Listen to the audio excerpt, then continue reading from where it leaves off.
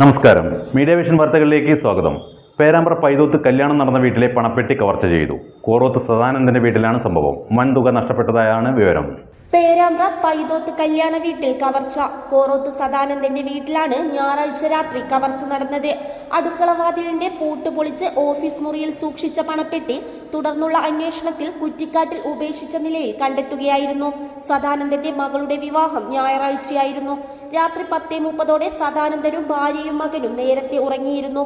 തിങ്കളാഴ്ച രാവിലെ പന്തൽ പൊളിക്കാനെത്തിയവരാണ് പന്തലിന് സമീപത്തെ കുറ്റിക്കാട്ടിൽ പെട്ടി ഉപേക്ഷിച്ച നിലയിൽ കണ്ടെത്തിയത്.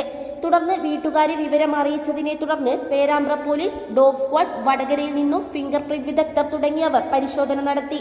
പ്രദേശത്തെ ഇത്തരം സംഭവങ്ങൾ ആദ്യമാണെന്നും പ്രതികളെ ഉടൻ പിടികൂടണമെന്നും പഞ്ചായത്ത് അംഗം സജീഷ് ആവശ്യപ്പെട്ടു. നമ്മുടെ പ്രദേശത്ത് ആദ്യമായിട്ടാണ് ഇങ്ങനെ ഇത്രയും എന്താ പറയുക, നമ്മുടെ കല്യാണം കഴിഞ്ഞ് അതിൻ്റെ ഒരു കവർ എടുത്തുകൊണ്ട് പോകുന്ന പെട്ടിയോട് എടുത്തുകൊണ്ട് പോകുന്നത് ആദ്യമായിട്ട് സംഭവമാണ്.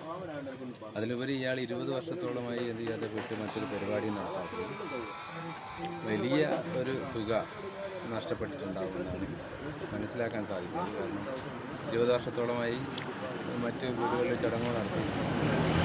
കുടുംബവും സൗഹൃദങ്ങളും ഒക്കെ വലിയ രീതിയിൽ സാധാരണ സഹായിച്ചിട്ടുണ്ട്.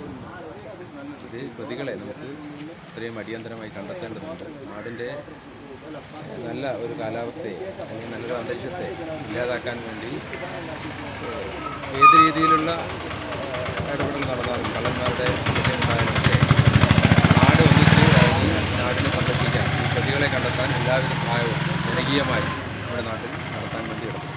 പോലീസ് സമീപത്തെ വീടുകളിലെ CCTV ദൃശ്യങ്ങൾ പരിശോധിച്ചും സമീപത്തായി താമസിക്കുന്ന ഇതര സംസ്ഥാന തൊഴിലാളികളുടെ വിവരങ്ങൾ ശേഖരിച്ചും വരുന്നു. തുടർ പരിശോധന ഊർജിതമാക്കിയതായി പോലീസ് പറഞ്ഞു. News bureau, media vision.